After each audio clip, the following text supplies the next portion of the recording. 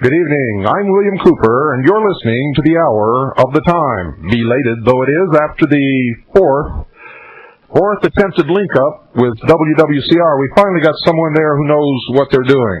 I don't know who it is, but whoever it is, thank you very much. We've also been getting the attention of the enemy out there, ladies and gentlemen, and they've been trying very, very hard to do away with this broadcast. We are hurting them where it counts.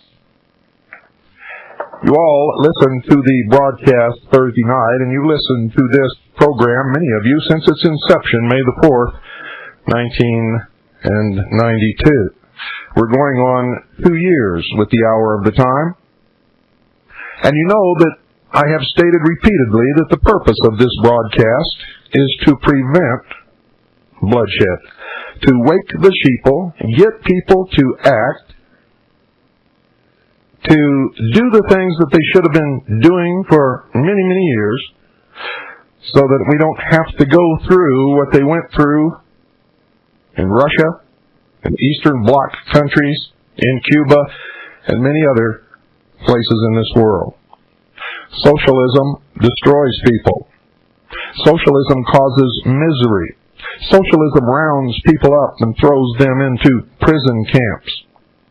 Socialism executes millions when they take charge, and they always execute those who brought them to power first. Those of you who were listening to this broadcast Thursday night heard us talk about clothing, sleeping bags, tents, food, backpacks, things like that. Yet WWCR got several calls claiming that we were telling you to buy guns and go out and kill people in the government. Well, folks, you know that's not true, and everybody else knows it's not true. We're getting you prepared to resist an eventual takeover of the United States government. It's already been done, in actual fact. They're just preparing the people, trying to put together a consensus of opinion so that they will be politically correct and patriots will be labeled terrorists. Our purpose, ladies and gentlemen, is to get you to form militia units with these series of broadcasts with Jim so that you can protect your family and your community, and if it comes to that, you can help restore the Constitution of the United States of America to its proper legal and lawful place as the supreme law of the land. Anyone engaged in the destruction of this nation, anyone engaged in the destruction of the Constitution and the Bill of Rights, anyone engaged in the attempt to disarm the American people, anyone who has participated in the treason over the years of subverting the Constitution and bringing us under the United Nations Charter without the knowledge or the will of the American people are engaged in treason. They are the criminals. We are the ones who are in the right under the law. Under the Declaration of Independence, the Constitution of the United States of America, every writings of our forefathers and all of the patriots and men and women who have died for this nation and for the Constitution throughout the history of the United States of America. Anyone who aids in this takeover of this country is guilty, ladies and gentlemen, of aiding and abetting the enemy. Now, you know that if you aid in the commission of a crime, you are as equally guilty as the person who pulls the trigger. No one out here is going to commit a crime. No one out here is going to hurt anyone. No one out here is going to do anything unlawful or illegal. But we are ready, and we will be more ready as time goes by to defend our rights, our families, our homes, our property, our community, and our religion against those of you who would take it away. You can say whatever you want about me and about this broadcast. The truth is easy for all to see. And the proof, ultimately, will be in the pudding. Don't go away. I'll be right back. The anger, ladies and gentlemen, comes from the fact that they never dreamed in their wildest dreams that anyone would have the guts to stand up on the air and tell the truth, tell it like it is, and call the traitors that they are. Anyone engaged in the destruction of the Constitution and the Bill of Rights, the freedoms of the American people, are traitors. Anyone who helps them are traitors. You are engaged in treason. Ultimately, if you continue under the law, you will be rounded up under the law. You will be tried by a jury of your peers under the law. And under the law, if you are found guilty, the penalty for treason is death. That is the truth. If you don't like it, I suggest you stop what you're doing.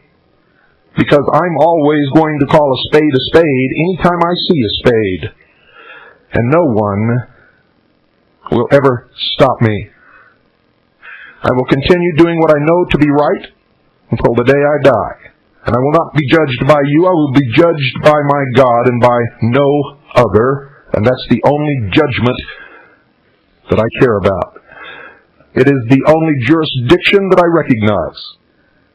Since you have taken away the supreme law of the land, since you have declared war upon the American people, we are no longer subject to your jurisdiction. You're lucky that we're very kind and peaceful people, because we're waiting for you to make the ultimate move that you will, which will give us justification in taking our country back by any means necessary. And we will be right under the law. We are right under the law, and we will prevail. Tonight we're going to continue with our series as promised, ladies and gentlemen. And tonight we're going to talk about weapons and ammunition and reloading equipment, and what do you do if you can't find ammunition? What do you do if you can't find the weapon that you need? And we have with us again the leader of a militia unit within the continental United States that has been established for some time, that maneuvers and drills regularly. He has been for many years in the military service of his country, and he knows what he's talking about. He's a woodsman. So, as people who know him listen when he talks, I suggest that you also listen. Now we're talking about small militia units, legal and lawful militia units formed under the law. And the law clearly states that every able-bodied man between the ages of 17 and 43 constitutes the militia. So all you namby-pamby wimpo poo-poos that want to give in and march with the chains on your ankles into the New World Order, you go to bed. We're going to talk some serious business here tonight. The rest of you who understand what this is all about, get out your pen and paper and make sure that you listen well. Jim, what kinds of weapons should a militiaman possess? Well, he should be carrying a long-range type rifle. Some prefer a medium range, semi-auto, or a bolt action. Carry a pistol. One of the best pistols to carry is a 45 auto, the old military 1911. They're very reliable. You can take them to a good, competent gunsmith, and they can get them accurized, and they're a fine shooting weapon. In rifles, there's various kinds on the market that a person can buy. You want to have something that ammunition is readily available, and the other side is going to have. So in other words, if you knew who the enemy was beforehand, you would want to have a weapon that used the same kind of ammunition that the enemy uses, because the enemy might be your only source of ammunition at some point in the future. That is true. Your current military round of .223 caliber is a good kind you have. 308, commonly referred to in the military as 7.62 NATO. It is a good round. 30-06 to many of us is a good hunting round, and still is. But there's no more quantities of military ammunition available anymore. So you're limited on that type of ammunition. Whereas your 308 is readily available, and you can buy it from stores that have military contracts that bring it in. Norinco from China, they're bringing it in from South America and other places. There's some Portuguese out there, Nigerian, and it's all 7.62. I've shot the various imported 308 myself in various types of rifles, and it's all pretty much the same. We didn't find any bad ones or ringers in there. They all shot uniformly in the various types of rifles that we tried. Now, when we're talking about a rifle, we're talking about something that,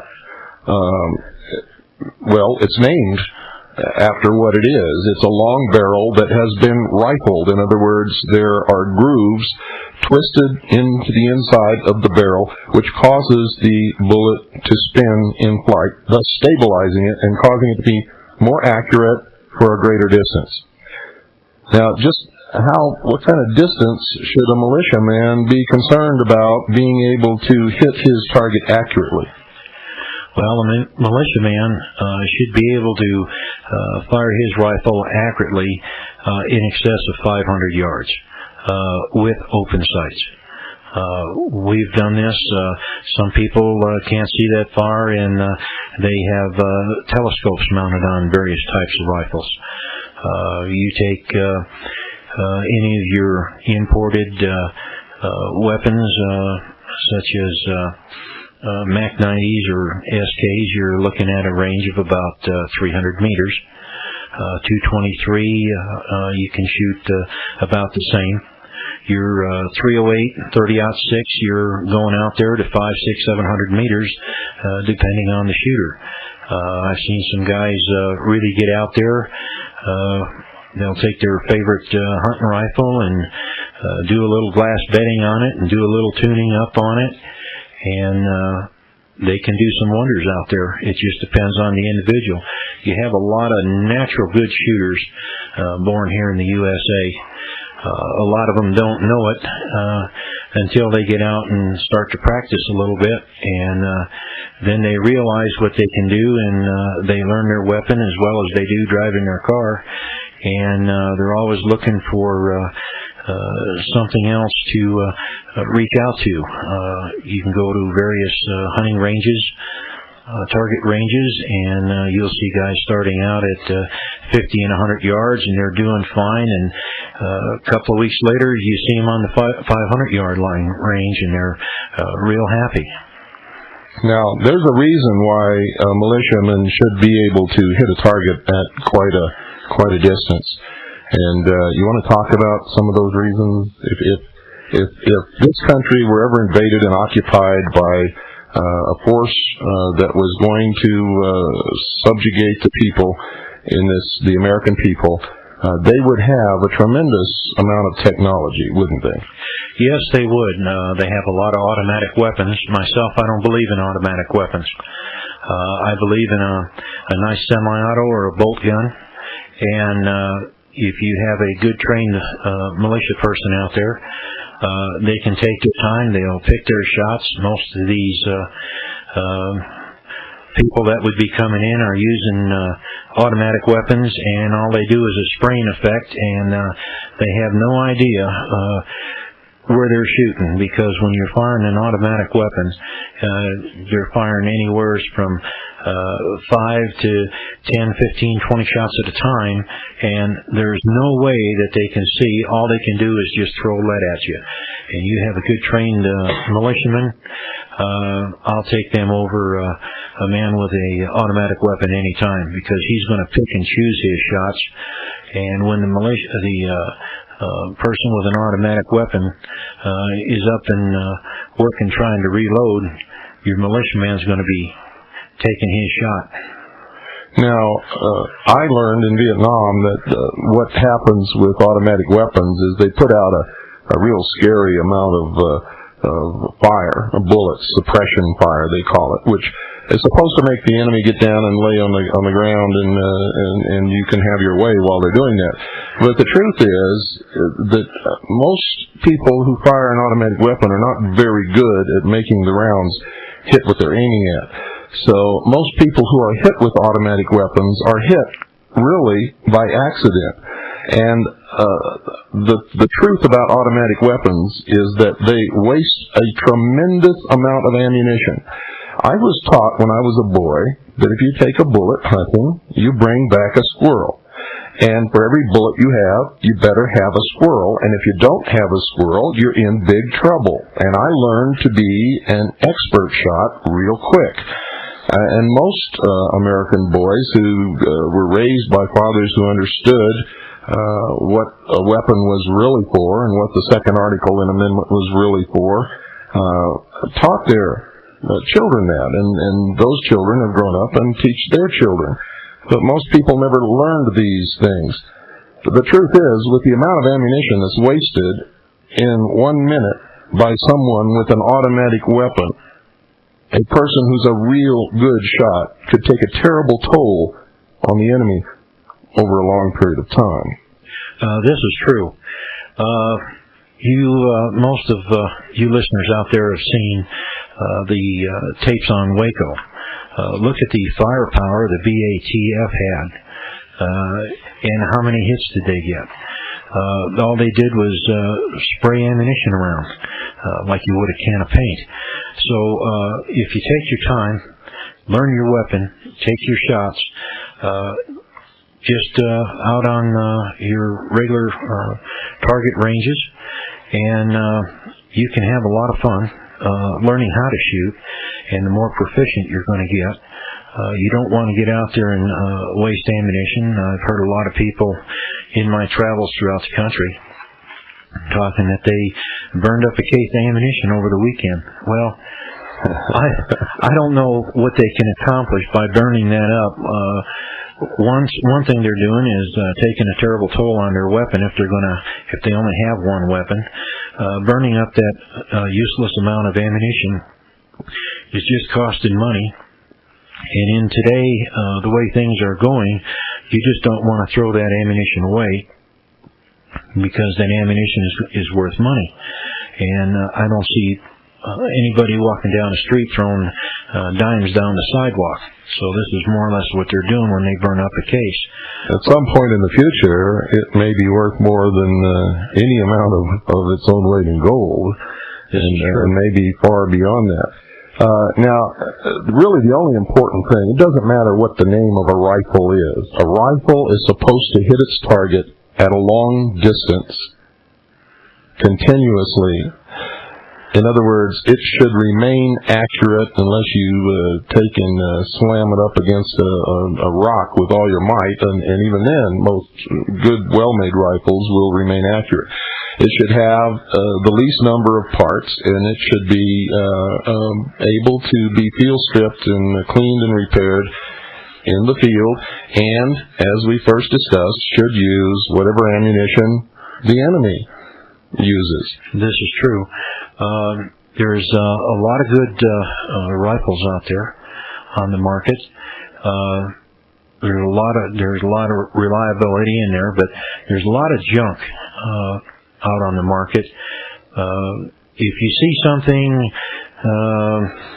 for instance, that's $99, and you see another one that's in better shape for $129, you're better off going for the better one, because Some of the rifles that are coming around are made up of junk parts.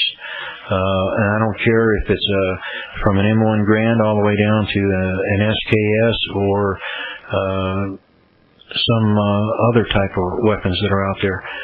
You get what you pay for. Have it checked over by a confident gunsmith. A pistol is the same way. There's a lot of good 9mm out there. The 45 automatic, as far as I'm concerned, is king.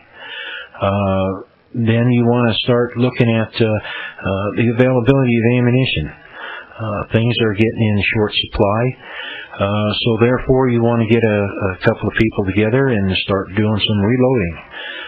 Start looking for 9mm brass, 45 caliber brass, 223, 308. Start stocking up on some bullets.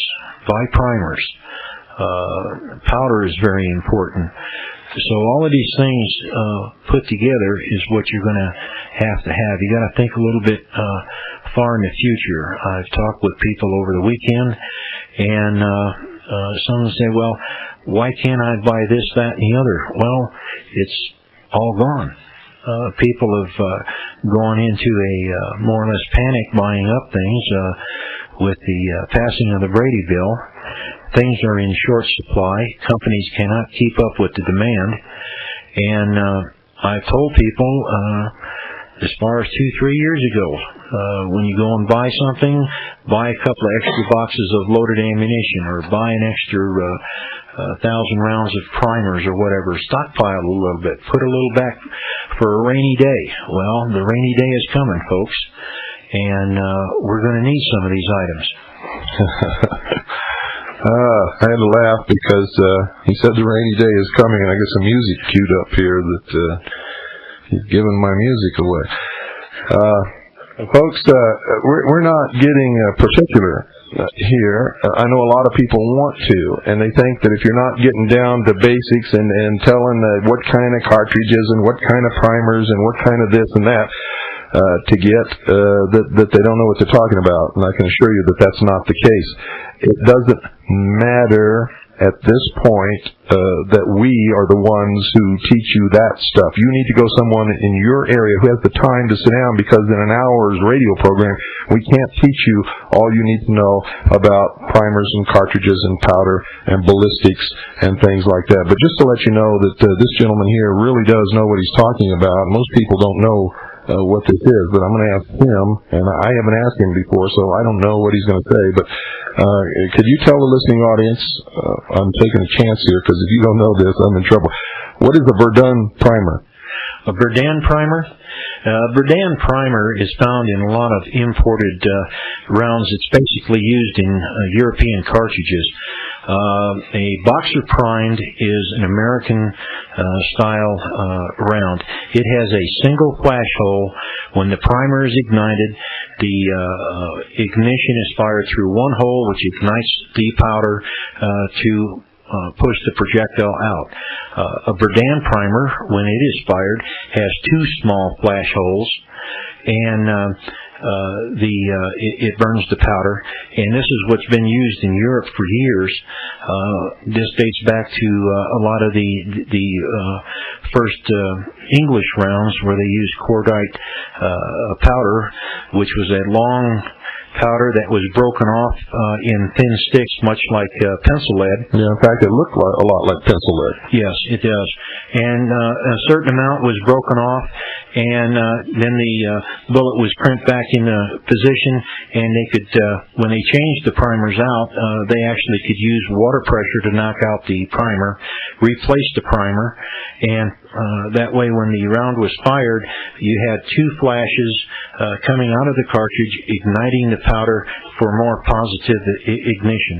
And you'll find that in most, it's been carried on into your modern day cartridges, and it's all used mainly in Europe. Well, thank you. And we're at the point where we have to take a break, folks. Don't go away. We'll be right back after this short pause. Well, if you haven't, folks, if you don't prepare, you're going to see the rain more than you ever wanted to see. If we're prepared for this, we can come out on top. There's not an army in this entire world that can occupy the United States if the citizens of the United States of America are armed. And that's why our forefathers gave us the second article and amendment. It had nothing whatsoever to do with hunting rights or protecting yourself or your property, although they do come in very handy for those purposes. The real intent of our forefathers is spelled out in almost everything that they wrote and every speech that they gave. It was to protect us from our own government should it ever become oppressive, should it ever get away from our control and try to enslave us. And folks, that's exactly what's happened. Take stock of the Bill of Rights and you'll find that there are no Bill of Rights. That's right. You heard it right here, folks, and I've been telling you for a long time, there are no Bill of Rights. You have no individual protections of your individual rights whatsoever in this country today. Understand that. And if you care at all, you'd better get real serious. You better learn to identify the enemy. You better learn to go to city, state meetings. You'd better go to political rallies. And when you see a traitor, you better learn to call that person a traitor. They have to know who they are, and we have to know who we are. Jim, you wanted to talk some more about reloading. Yes, I did. When you're find a reputable gun shop, sporting goods store, and have that salesperson explain the various types of reloading equipment out there. RCBS is a good name. Hornady, Redding, Dillon, they have a progressive loader, so does RCBS. They have good, substantial equipment. They're good companies. If something goes wrong with your machine, you call in, especially like Dillon's, and they send you the parts. They're a reliable machine, made of good quality materials. A couple of guys, 2, 3, 4 people can go in and purchase one of these, reload the different calibers. Look for your brass that you're going to need, 9mm, 45. Another good one, a lot of the gals out there seem to like it, is the 380. The 380 Auto is a shortened version of the 9mm. They call it a 9mm short. In foreign language, they call it in Spanish 9mm corto and 9mm Kurz in Europe. It is a good, reliable weapon. It has knockdown power, comparable to the 9, but not quite as much. Doesn't have as big a bullet. But your favorite gun store or sporting goods store, they can advise you on what you're going to need, show you the different components that are available, the different equipment that's available for reloading. You also might want to think of getting lead together, buy a little casting equipment, especially for your pistol bullets. Most of your rifles, they tend to lead up, and you can't get the velocities that you can with jacketed bullets. So I would kind of stay away from the lead bullets in rifles. Pistols, it's fine. It cuts your costs down, so you can go out and practice a little bit more. As far as your Berdan cartridges out there that are being imported in, Berdan primers are about half again cost as much more than what American primers would cost, and they're a little bit more difficult to reload, so I'd stay away from that. If you buy ammunition that is Berdan primed, just throw the empty cases away. If you're out in the countryside practicing, pick up the brass behind you. Don't leave a trail of brass out there that others can pick up and say, well, there's a bunch of people out here practicing. We got to investigate who's shooting what and where. So just pick it up, take it with you, put it in a paper bag, put it in the trash, and it's all taken care of. Your brass that is good, that is what they call boxer primed. You save it, and when a few of you get together, or you know a friend that does reloading, help split the cost with them and learn to reload. It'll be very important, and also you can save quite a bit of money by reloading. Now, folks, remember that we're talking in generalities, and we're giving you the general important points that you need to understand in order to begin this process. We could spend a whole hour just talking about powder and you wouldn't learn anything else. We could spend a whole hour just talking about different calibers of weapons and you wouldn't learn anything else. The purpose is to give you an overview and tell you what is really important, and then you should seek out someone in your area who is an expert to gain the fine points, because even if we spent 2 months on this program without being able to have it demonstrated for you, you wouldn't really understand what was going on. Most of you. Some of you would. Many of you already know and don't even really need to be listening to this broadcast. But let's go a little step farther now. If you want a weapon to reach out, because I'm going to tell you right now, folks, what some of these people are teaching you is going to get you killed really quick, and then specifically I'm talking about this spike training stuff, where they teach you how to fight another man with a double-edged knife. That's absolutely insane. If you think in your wildest dreams that you're going to be Rambo in the coming months and years, I'm telling you right now, you're going to be a dead bimbo is what you're really going to be. If you let the enemy get close enough to you where you're going to have to use a double-edged knife to fight the enemy with, do you think that they're going to stop and say, "Oh, you want a knife fight?" And they're going to pull out their knife and oblige you? Listen, some of you turkeys better get real smart. You're being set up to get killed real quick. You're not going to be Rambo. You're not going to be fighting with a knife. And if you let the enemy get anywhere near you with the technology that they have, you're going to be dead turkeys sitting on somebody's Thanksgiving table. And that's the truth. Now, we've discovered a rifle that has a range of not 500 yards, not 800 yards, not 1,000 yards, but an effective, accurate range of 1,700 yards. And we know that it will do this because many of us have watched it in action and have seen what it's capable of performing. And there was an article written about it in a gun magazine. What was the name of the magazine? It was the American Survival Magazine. American Survival Magazine. The man who makes this weapon is in this area, as a matter of fact, and we may be making that information available for you, but we don't want to do it tonight on this broadcast. But this weapon is a marvel, and it's exactly what militia units need. If you can consistently hit a target at 1,000 yards and beyond, the enemy will be in terror. They won't even want to leave their fortifications to go anywhere. And that's the truth. And it will certainly keep them at a far enough distance from any of you so that you can maintain your freedom and your life. And that's what's important. Now, let's talk about scopes for a few minutes. Is it desirable for a militia unit to have rifles with scopes? Yes, some of your good bolt guns that your militiamen will have, a good scope is required.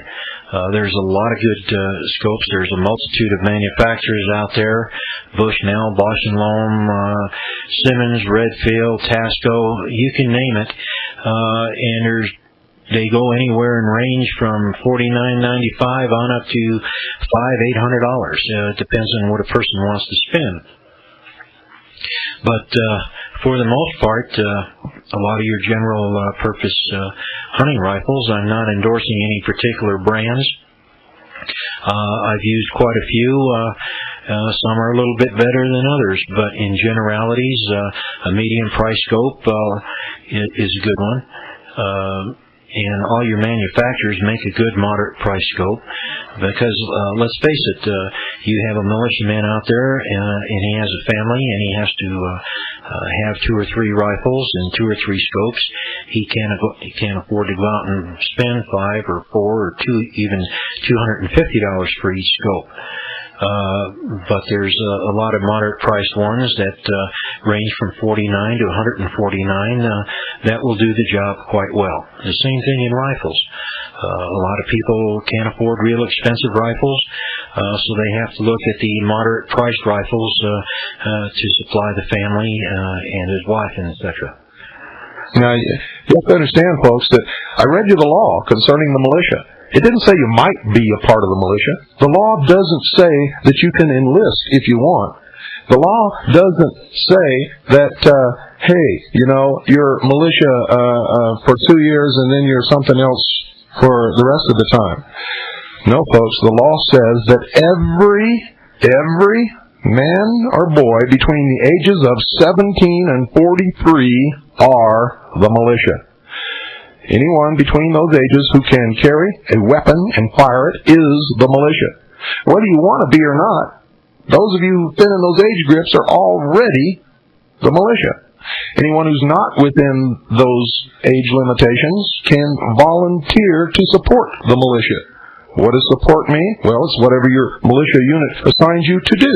And that's been an American tradition since the beginning of this country, and it's still a tradition today. Our military forces today have volunteer support. Units, organizations, companies, people who support the military. What is the support? What is legal? Whatever the military or the militia asks you to do. Ladies and gentlemen, you've got to take this seriously. You've got to understand that our future is at stake. If you want to march into a totalitarian, socialist world government, understanding what history has proven to us that socialism brings, then in my estimation, you are indeed a fool. And I hope there are not too many of you out there who fit that category. Folks, it is not a question of will you do it? It's not a question of should you do it. It is a mandate given to us throughout the history of this country that you will do it. You will do it because you must. It's expected of you. It is required of you. It has been the demand upon the citizens of this country since the founding of the United States of America. If you think that you can sit by the coming months and years without choosing a side, making a choice, and committing yourself to that choice, you're in for a big, big surprise. Now, we're going to continue this broadcast later tonight at 9 Pacific, 10 Mountain, 11 Central, and midnight Eastern Standard Time, and we're going to get more into specifics, and we're going to also take phone calls during that later hour. But we've got about 3 minutes left. Jim, I'd like you to fill that time with whatever you think is important that you'd like to talk about on the subject tonight. Try to stick to weapons and ammunition. Now, we know that they're already trying to create laws to outlaw lead fishing sinkers and other sources of lead in batteries, with the excuse that it poisons the environment, which may have some legitimacy to it, but not in the manner that they're attributing to it. So, what happens? How do you get prepared for a day when there may not be any ammunition whatsoever? People can't get it now. That's the truth. Well, that's true. I spent most of Friday calling different people I know all over the country, looking for types of ammunition, looking for primers, looking for different types of handguns. And they're very, very hard to come by. So what you might want to do is go to your local gas station, tire center, junkyard, gather up lead, number one. That always can be melted down and made into various types of bullets. In fact, that's what our forefathers did. They carried bulk lead with them. They had their bullet molds. They would heat a fire and and a crucible on the fire and melt their lead, mold their bullets, and boy, we've got it easy today, don't we? Yes, most everybody can just go down to the store now and just buy a box and put it on the shelf, and there they go. But in the old days, it wasn't quite that easy. So there's a multitude of places out there where you can get lead. Wheel weights is what you want to use, mixed with plumber's lead. Lyman has a recipe in their reloading book that combines wheel weights, pure lead, and solder, 50-50 solder, which is used as a hardener, the antimony in it, for your bullets. Then you have a sizer that you run the bullet through, and it puts some lube around the base of not the base of the bullet, but the sides of the bullet and the grooves, and it's set for reloading. It's quite an operation. But like I said, you can go to your local camping store, sporting goods, and gun shops, and they can explain and show you. In fact, right there in the store, many of these processes, there's books out on the various subjects, and it's really not that hard to learn it. In fact, you can just spend a lot of hours, and it's kind of relaxing to do a lot of reloading. And to me, it's a lot of fun and a good pastime. Well, it's that time again, folks.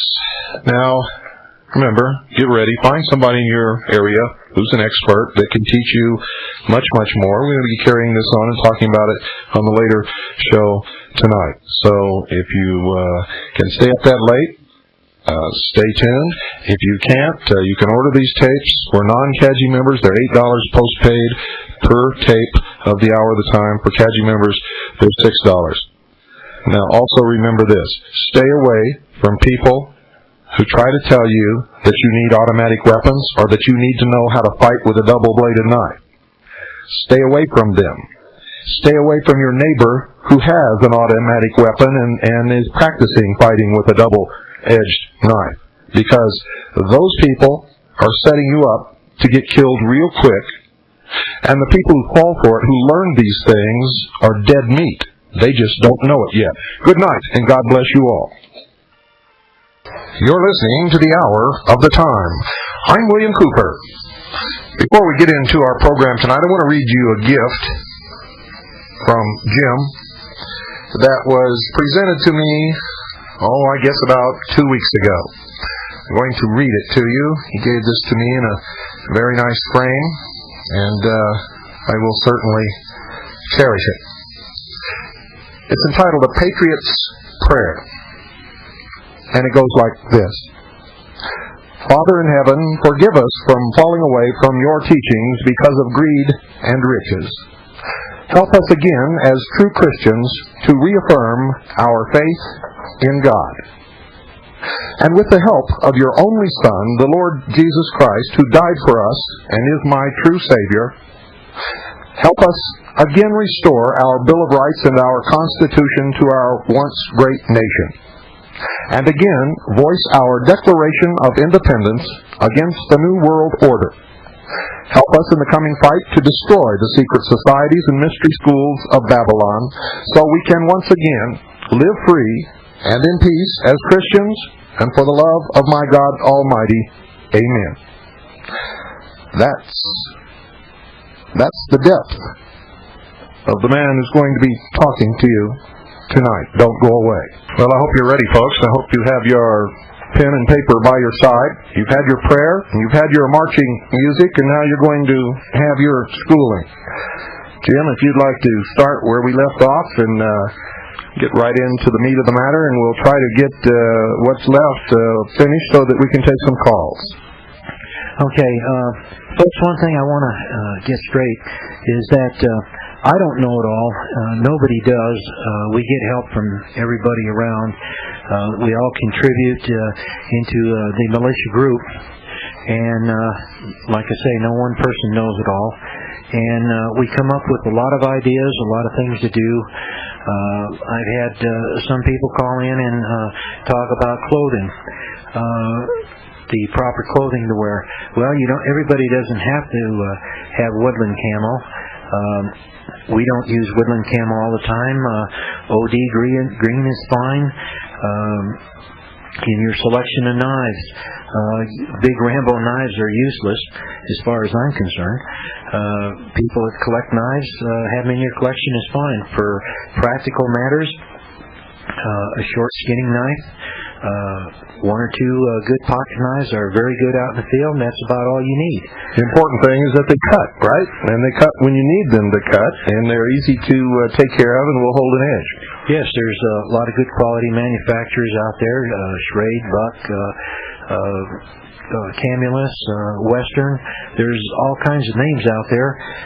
Here again, you'll have to go and trust your good friend down there at the local sporting goods store and gun shop as to your needs and what would be best for you.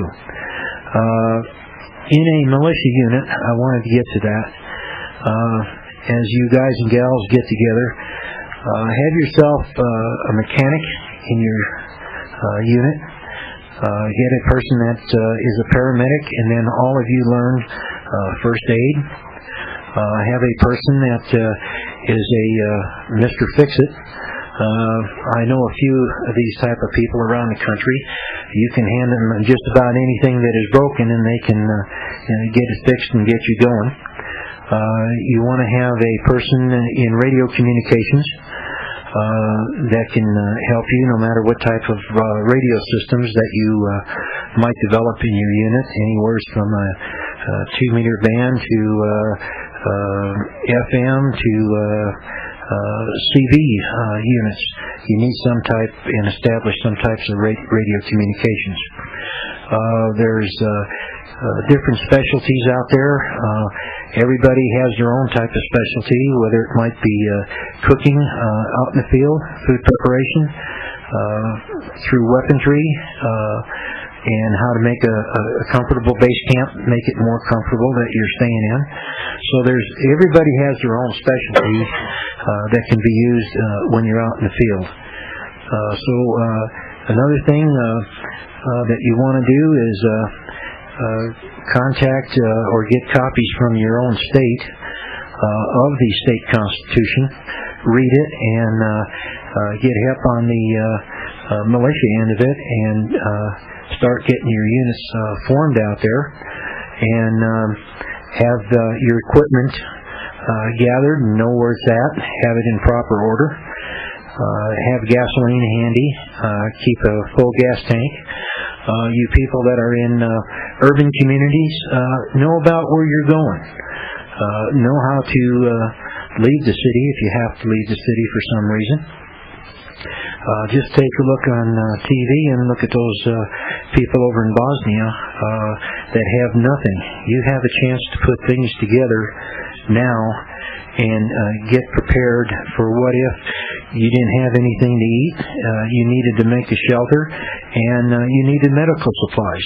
Think ahead a little bit, not only for possible, you just got to look out for all possibilities of trouble and disaster. Now, they could have stopped what's going on in Bosnia a long, long time ago, folks. It's being fueled by the same people who claim that they want it to stop. It's really not difficult to stop a war that's confined in an area like that. You just cordon it off and don't allow anything in or out. And very quickly, supplies dry up, ammunition runs out, people get hungry, and they have to come to the table. This is a manipulation, and they're calling it ethnic cleansing. Those of you who think that I've been stretching the truth when I say that there are certain targeted populations to be literally exterminated in the future, look at Bosnia and then define ethnic cleansing. The definition, ladies and gentlemen, is genocide. They are attempting to eliminate systematically an entire population of people that they just don't like. They don't like their race. They don't like their religion. And remember, it is one of the targeted groups that I've mentioned on this broadcast. They are the followers of the Prophet Muhammad. Now, we talked in the earlier broadcast about rifles, pistols, We talked about ammunition. We talked about reloading, and I know you want to get a little bit more into that before we begin taking calls. So why don't you go ahead and address that now, Jim, and then we'll open the phone. And for those of you out there who don't know the number, it's 602-333-2174. Now don't start calling until Jim gets toward the end of his discourse, because I'm not going to answer the phone till then. It's 602-333-2174. Okay, on reloading, let's get back to that. If you're going to start reloading or have some idea, check out where you can get brass. Check out your local stores. Make some phone calls. Line up the brass that you're going to need, whether it's 38 special, 357, 9mm, or 45. Get bullet molds. Stock up on some bullets. There's a lot of pre-made cast bullets out there by various companies, and they're good quality. They're moderately priced. Stock up on some powder. Like we said earlier in the program, things are getting in short supply. Not to panic you or scare you off, but things are getting short. A lot of manufacturers, they say they can't keep up with the demand. I have some question of that in my own mind pertaining to so-called weapons that are in short demand. So think ahead, get supplied, even your medical supplies. There's many discount stores that have quantity boxes of 4x4 non-stick gauze pads, 3x3s, cling gauze you can buy in a 6-pack for wrapping wounds and things of this nature. Band-aids, antiseptic creams, peroxide, alcohol. You can buy it in all these discount stores at a good price. So get yourself a big chest, something like the old military footlocker, and start putting spare supplies in there. Methylate and iodine. You're going to need all of these items sooner or later in any type of a disaster situation. Take a look in California. If a lot of those homes would have had supplies, they could have helped each other a more great deal than sending everybody to the hospital. They could have performed a lot of first aid to the neighbors or families on the spot by just having a few extra essentials around, extra blankets, extra food.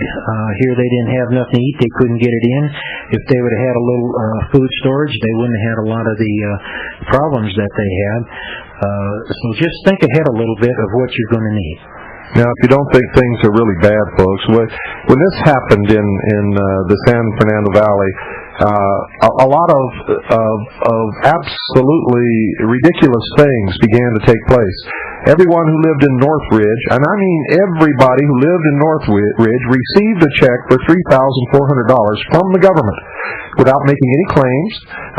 Most of them had no damages, no injuries, didn't need the money. However, it was sent to them without their asking for it or filling out any forms or anything. They're not obligated to pay it back. If they accept it and cash that check, it is in fact a form of a trap, and they can be pinned to the wall for that later. So if you're listening and you received one of those checks, you better take a word of warning. You better not cash it, and if you did, you better find $3,400 and send it back immediately. Also, we found out that people standing in line waiting for food stamp relief, waiting for welfare checks and all kinds of things, were actually told by government people exactly how to fill out the forms so that they could not be refused. Illegal aliens who were obviously illegal aliens, who had no identification, who were not the citizens of this country, were coached on exactly what to say when they were asked if they were a citizen of the state of California or if they were a United States citizen, and how to fill out the forms. Our people were down there watching this process. They saw many people go through, fill out the forms, go back and get in the line again and go through and fill out the forms as many as 3 or 4 times. Under different names each time, all claiming that they'd lost their identification, and at those addresses that they gave, there's going to be 3 and 4 checks showing up for as long as they're entitled to get this kind of relief. People were not thanking the government for helping them. They were demanding that the government help them, support them, give them a new house, give them a new job, rebuild their business. If you don't think socialism is coming, and if you don't think there's people out there who are begging for it, take a little trip to the San Fernando Valley in the Los Angeles area and see for yourself, folks. This nation has gone from a once proud platform defender of the rights of man to the depths of almost absolute depravity. Now, that's not everybody, of course. It never is everybody. It never is the Jews. It never is the blacks. It never is ever everybody, folks.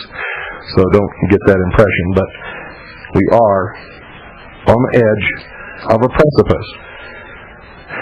And we're going to have to wake up and pull it all back together, or it's all going to be lost to us.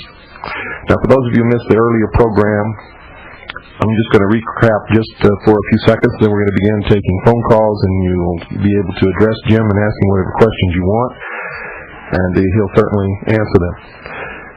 We talk in general terms. A militiaman needs a pistol.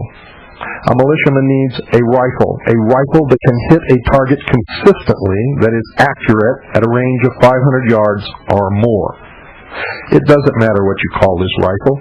It should have the least number of moving parts. It should be able to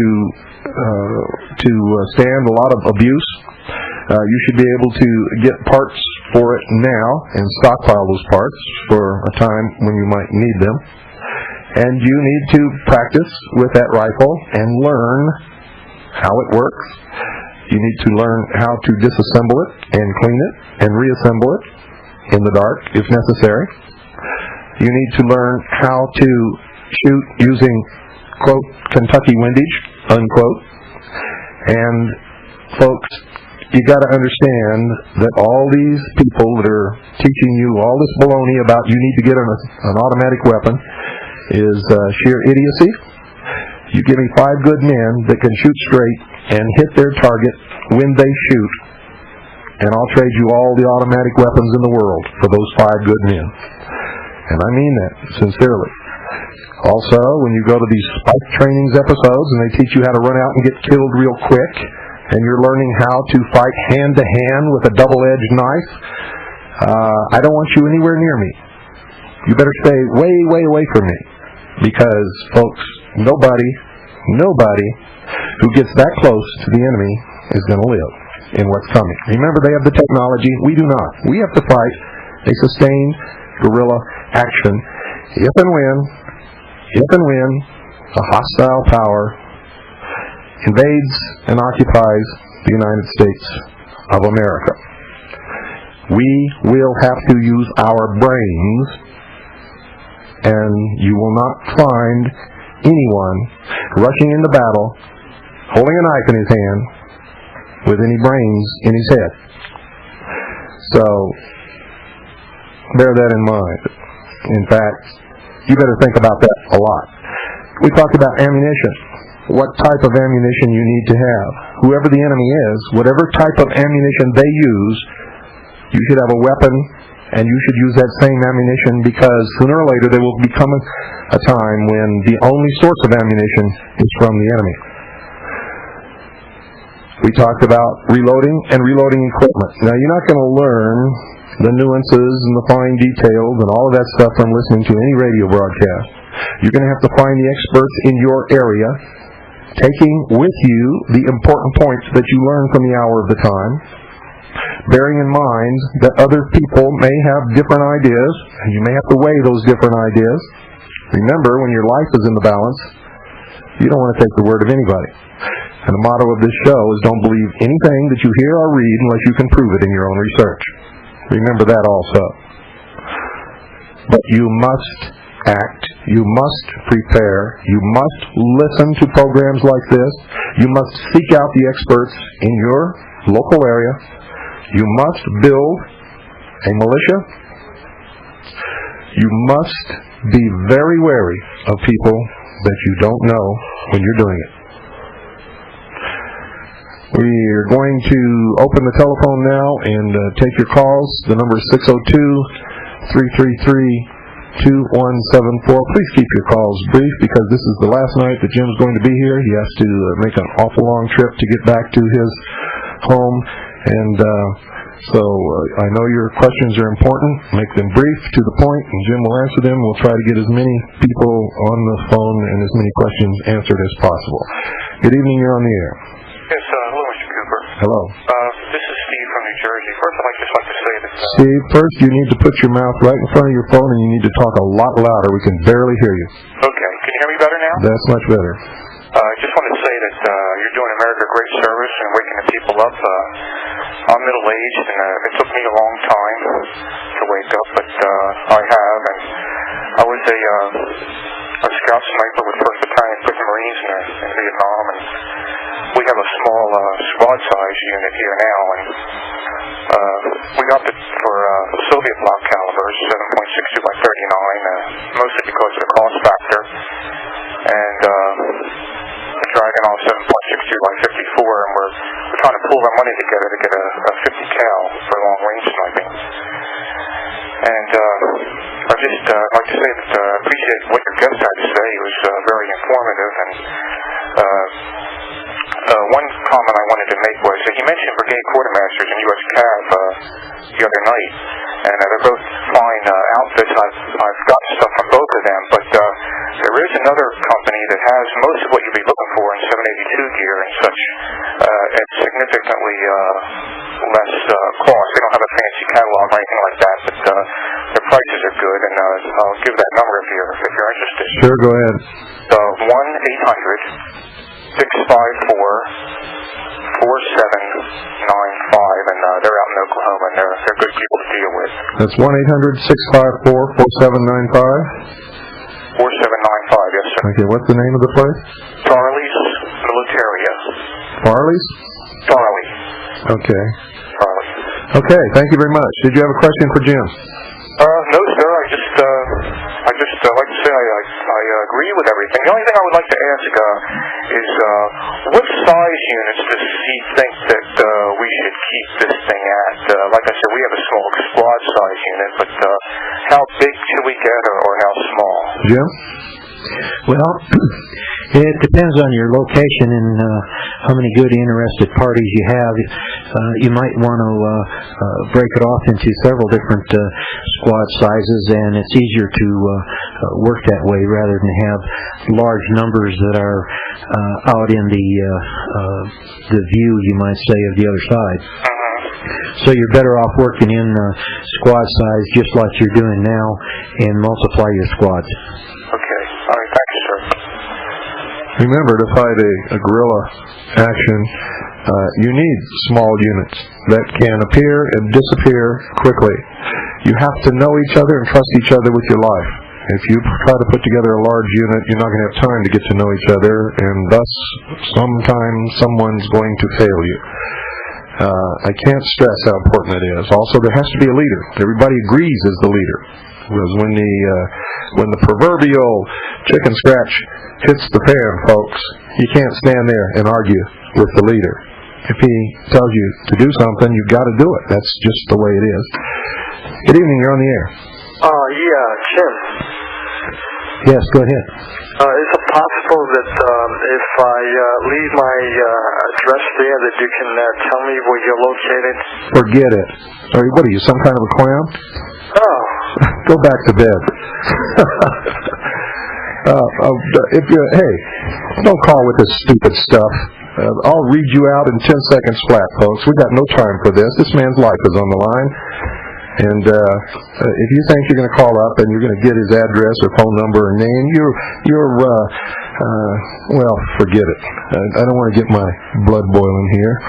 Good evening. You're on the air. Hi, I'd like to suggest snipers for people that can't get into a group or don't trust others. That there's some good books in Delta Press on U.S. sniping training. And I thought that would be a good way to go for people that have to stay small. Yes, that's true. But also, you got to watch mailing lists and what you order. There's books that you can get through surplus stores, technical manuals on sniping also, which is a good one. And if you can, visit your local good Army surplus store, Army Navy store. They have these books available. And myself, I don't like mailing lists. Thank you. Also, along those lines, I think you're absolutely correct. If you can't find anybody you can trust, then you shouldn't trust anybody. And that would be a wonderful way to go and still be able to be effective. Also, stay tuned. Next Monday night, we're going to be talking about that perfect weapon for that kind of thing and how you can assemble the parts and put it together in your own area yourself. Well, good. I sure appreciate your show. Thank you. You're welcome. 602-333-2174 is the number. Good evening. You're on the air. Hello. Hello. Turn off your radio right now. It's off. I enjoy your show. Thank you. One tip. Don't forget the gas mask with the toxic filters. Oh, that's right. We were going to talk about that, weren't we? And we forgot. It tends to be neglected in service. Well, we're neglecting it too right now, and we should have talked about it. But right in a nutshell, we've already decided on what's inexpensive, what works, and what's been proven in the past, and is readily available to anybody that wants one. Go ahead, Jim. Okay. Going back to a gas mask, we have tried the Israeli gas mask, and it works real well. A lot of times you're not going to be able to get tear gas to test your mask out. Get yourself some banana oil. Now what you want to do is take a coffee can and cut a couple of holes in the bottom of it and put a candle on the table and have it upright. Place the can on top with the vent holes and put a few drops of banana oil on it. And I guarantee you, you'll know if your gas mask is working or not. These new Israeli gas masks, I've seen them anywhere from $12.50 to $19.95. The filters, depending on what you're using, will last 45 minutes to an hour. It's always best to have 2 or 3 spare filters. They're approximately $4.25 in cost. And don't forget to purchase plenty of extra spare filters and study the chemical composition and the effects of a gas called BZ, a chemical called BZ, which has been stockpiled around the country and was manufactured specifically for use against civilian insurrection.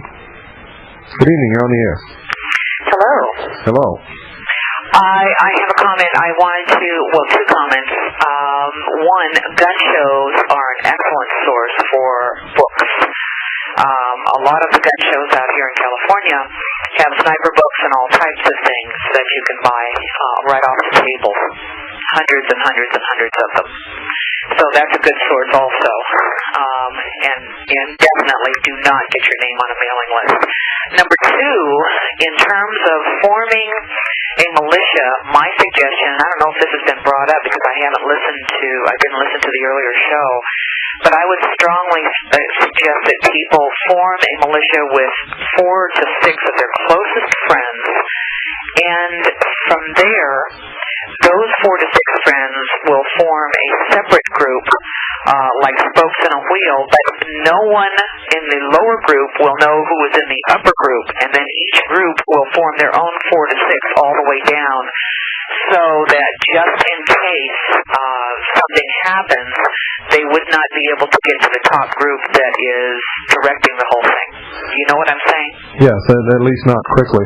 That's exactly our recommendation. I've recommended many times that you should not have anyone in your militia group that you have not known all your life. Right.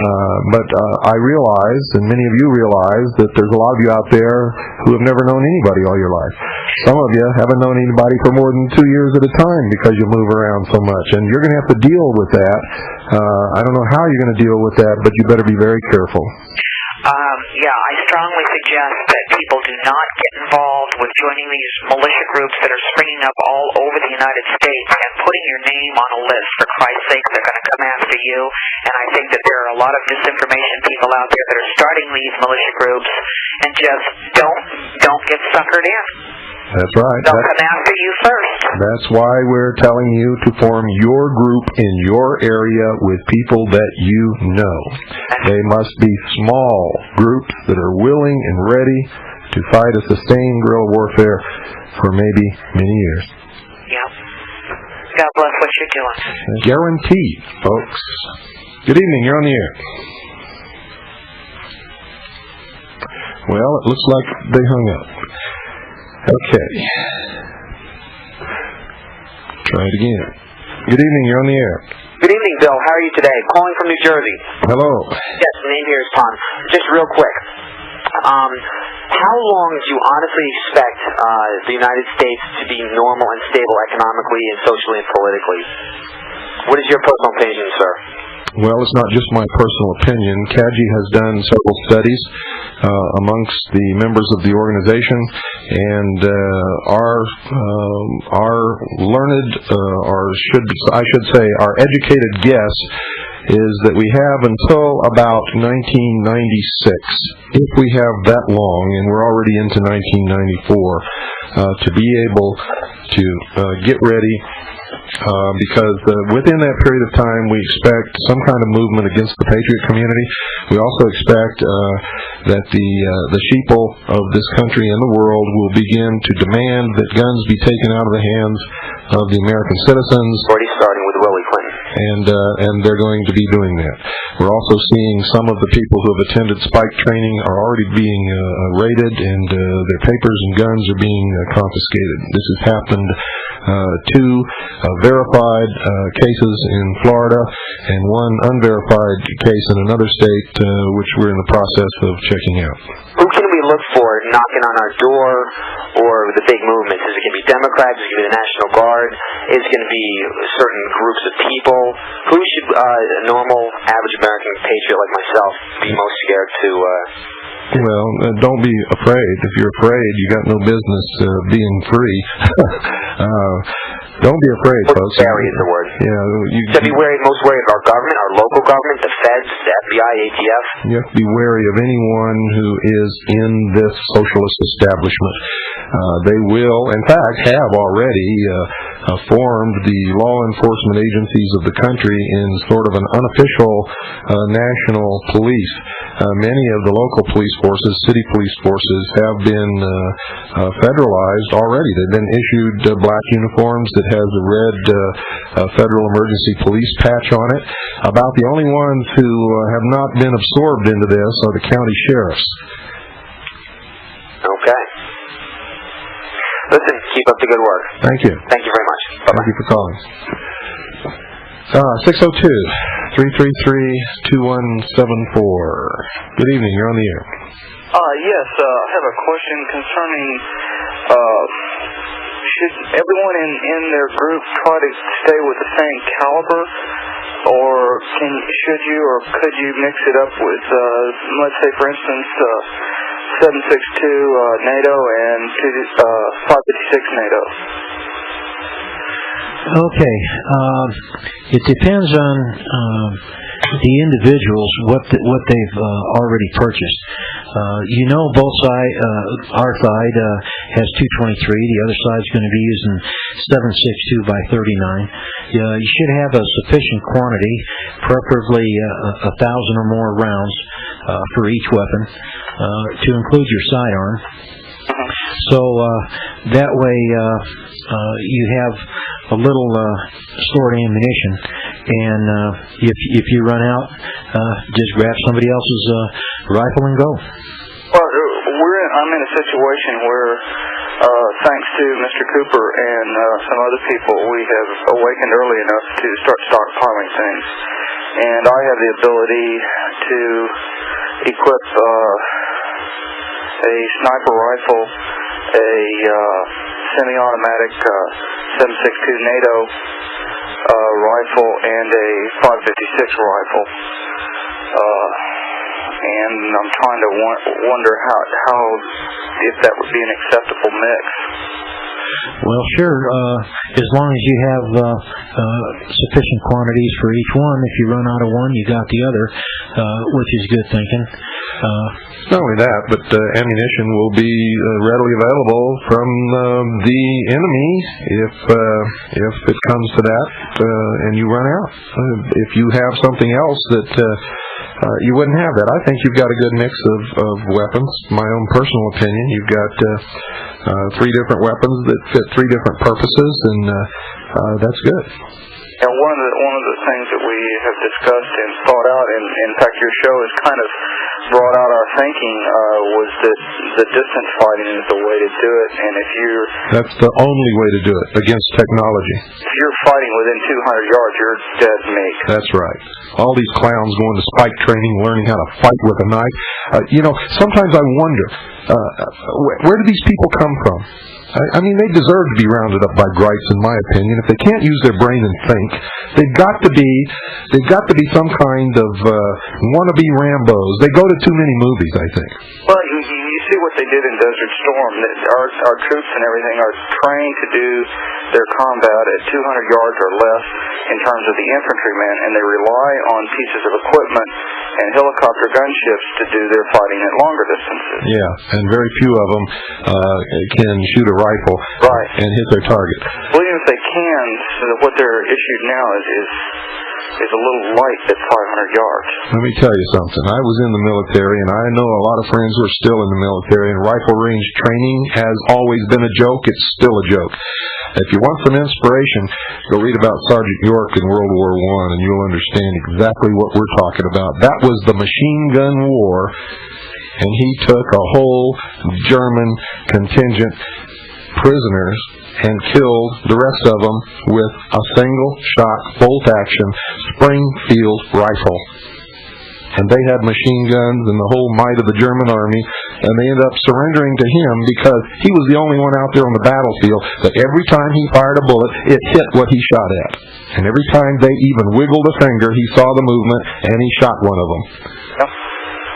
Well, I live out in the country, and we've got our own range, and we practice. Well, don't just practice. Get so good that you even shock yourself. Well, I practice at golf balls at 100 yards. Good for you. But you got to get out beyond 500 yards, my friend. I know. That's one thing that's been concerning me. Well, thanks a lot for the information you provided so far, and we're going to work on our part.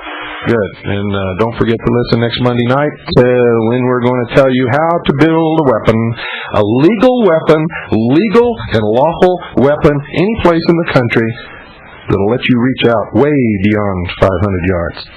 The only thing that's going to limit you is your own ability to see. Good evening. You're on the air. William, this is Warren, Mississippi. I've been listening to you and enjoy the program a lot. I would like to know if there's some kind of book like maybe the French Underground that explains their operation, because you know very well the Gestapo tried their very best to locate these underground people. Is there any good books that you could recommend? I don't know of any books that were written by the French Underground that are available to anyone. Answer whoever, you know. But we are going to be talking about tactics and forming units and procedures, and we're going to be letting you know the names and titles of books that we do know about that you can get your hands on. Yeah, because it's obvious that you're going to have to run deep and run silent. So I look forward to hearing it. Thank you. You're welcome. You're going to have to do more than that, folks. You're going to have to build an intelligence network. You're going to have to build civilian resistance teams. You're going to have to build active militia guerrilla units. You're going to have to be able to maintain political control in your area, and you're going to have to enforce and keep order amongst the civilian population that is not taking place in trying to save the country. It's got to be done. And you all, every one of you listening, are responsible to do it. Without any further instruction or admonition, you are responsible. Good evening. You're on the air. God bless you, sir. Thank you for your show. Thank you. 2 questions. 2 yards. Will an SKS rifle fit that description? Yeah.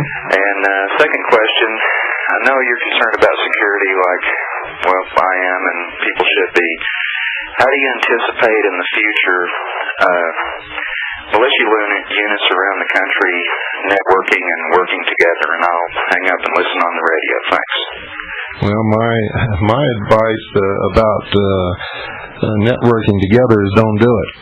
You take care of your local area. You maintain political and civilian order and control. You fight the battle in your area with people that you know, and everything will come together when it's all over. But I'll tell you, with all of these people in the secret societies whose goal is to bring about the New World Order, who are controlling most of the patriot units and organizations in this country today, if you want to take the chance, I think you're taking a risk that you should not ought to be taking, but you're going to have to make the decision yourself. Jim, about the SKS rifle. Yes, your question on the 200 yards, that's no problem. We've been out and we can shoot open-sighted 350 meters with no problem, and it still has enough get up and go out there to do damage, so I wouldn't worry about 200-yard shots. That's a piece of cake. Okay, the number is 602-333-2174. And remember, folks, make sure you form your militia unit legally, under the law. Make sure that you do not break any laws. If you do, nobody else should have any mercy upon you because you'll bring discredit to all of us. You've got to do it clean, legally and lawfully. The law is on our side. We are fulfilling our oath, our obligation, our allegiance to our Constitution. The enemy is destroying it. Everything is on our side until some stupid idiot thinks he's Bobo Gray. Good evening, you're on the air. Hello, Mr. Cooper. My name is John. I'm calling from Los Angeles. I called you last week. We discussed a little bit about my time in the military and how the philosophy in the military, how it could be detrimental to our country. I've got a couple of points I want to express to everybody listening out there. Also to you, and you may agree with it. And also I have a question, if you can answer for me, on the black helicopters you've mentioned in your show. Well, now wait a minute. We're trying to use the knowledge of the guest that we have tonight because he's not going to be here again. Oh, no, I would like his opinion on this as well. Both opinions if possible. Well, we've talked about black helicopters in the past, and that's not the topic tonight. We need to stick on target. So if you got a question for him, he'd be happy to answer it. Okay. There's a book that was made back in the 1950s called The Naked Communist. And inside they give some of the goals on the breakdown of our society and eventual takeover. One of the points they bring up is the breakdown of cultural standards of morality by promoting pornography and obscenity in books, magazines, motion pictures, radio, and TV. And I believe we've seen that now. They've fully, I'd say 100% taken that over. And I like both your opinions on that. And I'll just hang up from here. Thank you. Jim? Well, they have done that. You can even watch a lot of breakdown on TV. They're going right according to plan of what that book was written in it. And there's other things that go along with that. Also, the breakdown of our churches and politicians. And I might add, folks, that what do you think the odds are that the only man in America who has his penis sliced off is named John Wayne, and his last name is Bobbitt? Bobbitt in the English language means to cut off. I think somebody out there is laughing hilariously. I think John Wayne Bobbitt wears this innocent look on his face like nothing ever happened to him, and I think it's a possibility that nothing did. Good evening, you're on the air. Yes. Am I on? Yes, you are. I'm sorry. Yeah, on the surplus equipment, I've found that around a lot of military bases you can pick up some pretty good combat gear at shops outside like Marine Corps Army bases for anybody's interested. And on weapons for your guests there, What's a good close combat multi-shot shotgun? Can you get drum-fed semi-automatics? There is a drum-fed semi-automatic on the market. I've heard pros and cons about the weapon myself. I carry a 12-gauge Remington shotgun with an extended tube. It has 8 rounds to it. It's hard to beat. I try and stay away from any semi-automatic shotguns because a lot of times you might not have enough high base to activate the mechanism, and you might only have low base, and a pump gun will shoot them all. I've had semi-automatics fail on me before. I don't trust them myself, so any of your good-made pumps are a real fine weapon to have. Also, if you get that close to where you have to use a shotgun in combat in what's coming, your chances of survival are not very good. You should have something for that scenario, but you should do everything possible never to allow yourself to get in within any close distance of the enemy. Good evening, you're on the air. 3 devices I want to ask about. The affordable imported night binoculars that are being imported from Russia, silencers, and a device to analyze the stress analysis of voice. Well, first I want to tell you the silencers are illegal. You must do nothing illegal, period. Anything that you do that's illegal is going to come back on everybody. Now, if you decide to do something illegal on your own and you want to keep it quiet, I advise you not to, but that's going to be your decision. We cannot give you any advice on anything illegal. The other questions Jim can answer for you. Okay, pertaining to night vision, there's several on the market. One comes to mind is U.S. Technologies. They have binoculars, they have single lenses, some with infrared, some without.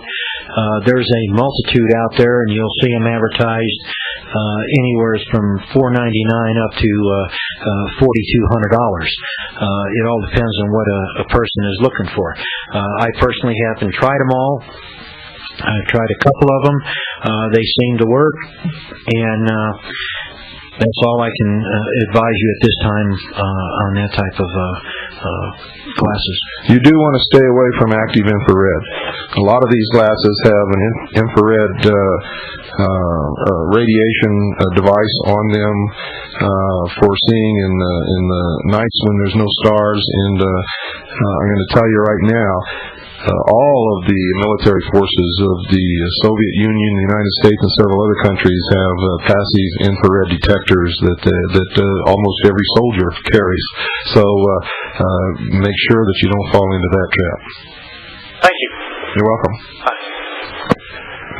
Now remember, folks, when you call in and ask questions, I hope you're not doing it on purpose to try to trap us. We're not that silly, and I don't think that gentleman was. But for us to be able to continue to educate the American public and continue to be the voice of those who really care, we cannot, and you cannot, do anything that can even remotely be interpreted as illegal. Good evening, you're on the air. Hello, Bill. Yes. Yes, I have 2 quick questions. Regarding the Mini 14, is that good for the 500-yard range, and does that use the 223 ammo? And as far as long-term food storage, what would you suggest as far as grain storage for long-term? I'll hang up and listen to the answer. Go ahead, Jim. Okay, for grain storage, you want to get a hold of rice, pinto beans, whole wheat, stored in 5-gallon containers, 1-gallon dry packs. You can use nitrogen to preserve it. The same thing with noodles, macaroni, spaghetti. Use nitrogen.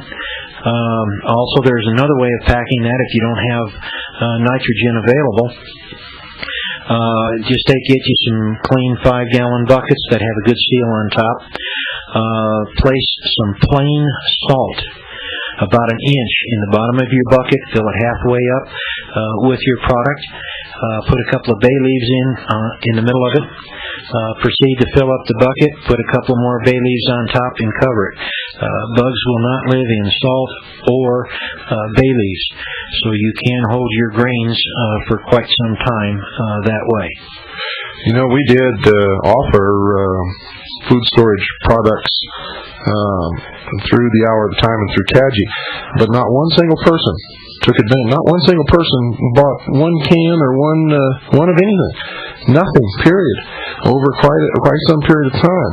And so we stopped handling it. Now all of a sudden people are calling us wanting to know where they can get food storage. I'm going to call Jim Newman, and we may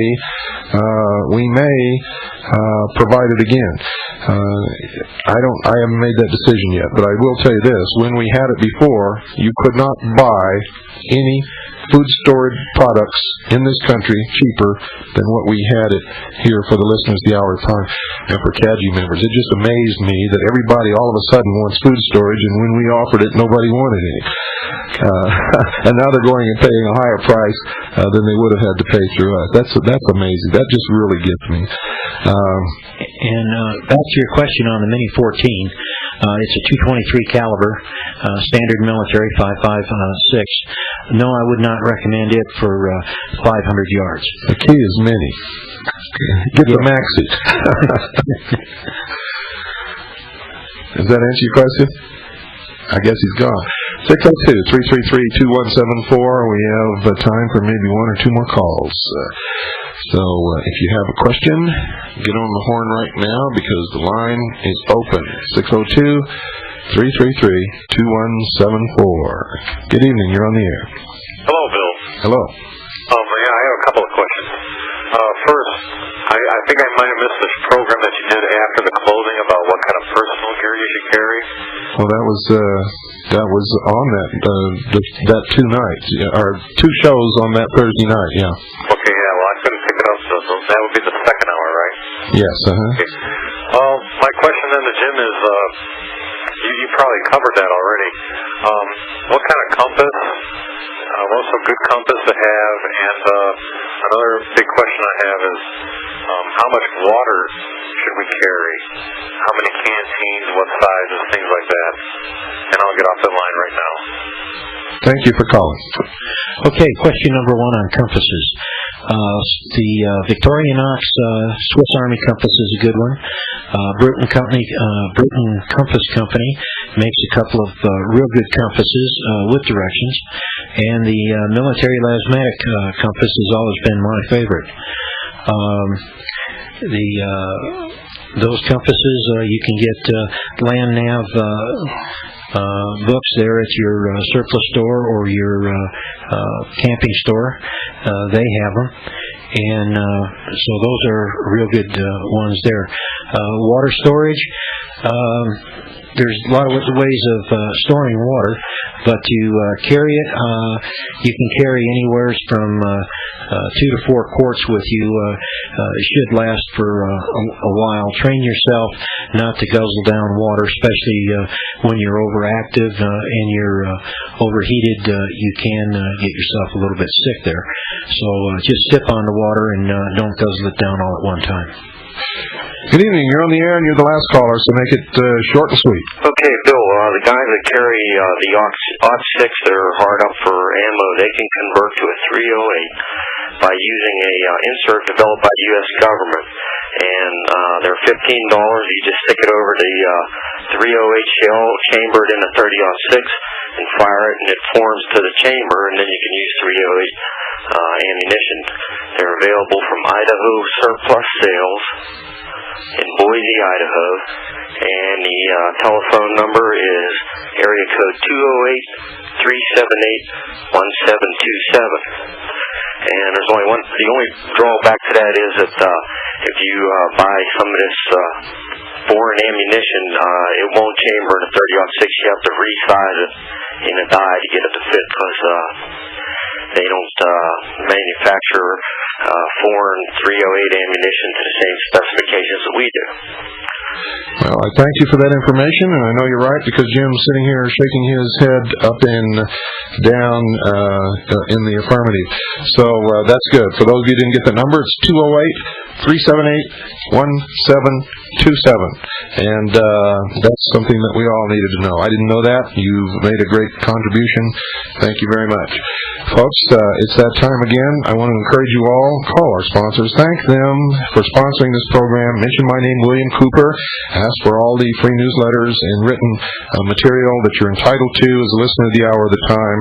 And make sure that you take steps to purchase some precious metals in whatever form that you feel is appropriate for you and your family. But you must do that. There will come a day when that will be the only thing that anyone will recognize as value.